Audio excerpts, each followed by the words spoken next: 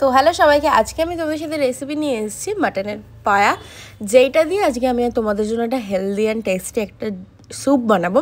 এখানে কী কী ভেজিটেবলস নিয়ে নিয়েছি তোমাদেরকে দেখিয়ে দিই। আমি গাজর নিয়েছি, আলু নিয়েছি, বিনস নিয়েছি, টমেটো নিয়েছি, পেঁপে নিয়েছি আর একটু পেঁয়াজ নিয়ে ফার্স্টে আমরা এর মধ্যে বাটার দিয়েছি, অল্প একটু তেল দিয়েছি, দিয়ে এই সব ভেজিটেবল দিয়ে দিয়েছি। কাঁচা লঙ্কা বেশ খানিকটা কুচিয়ে নিয়েছি, যেহেতু একটু শীত পড়েছিল আর ঠান্ডা ঠান্ডার মধ্যে একটু ঝাল ঝাল বেশ ভালো লাগবে। তার মধ্যে আমরা দিয়ে দিচ্ছি, যখন একটু ভাজা হয়ে আসবে সবজিগুলো, জাস্ট হালকা একটু সটে করার পরই 1 চামচ আদা, 1 চামচ রসুন, 1 চামচ লঙ্কা বাটা, যেটা আমি দিয়েছিলাম যাতে খুব ভালো একটা ফ্লেভার থাকে, যার জন্য আর এদিকে আমি গরম জল করে নিয়েছি। তার মধ্যে কিন্তু ভেজিটেবলগুলো ভাজার সময় অল্প একটু জিরে, ধনে আর অল্প একটু নুন দিয়ে দেবে, হলুদ ইউজ করিনি। তারপর এদিকে আমি দেখতেই পারলে গরম জল ফুটিয়ে নিয়েছিলাম, তার মধ্যে পরিমাণ মতো গরম জল দিয়ে সিটি দেওয়ার পর 3টে ব্যাস আমি ওপর থেকে একটু ধনে পাতা দিয়ে দিলাম যাতে ফ্লেভারটা আরও ভালো আসে।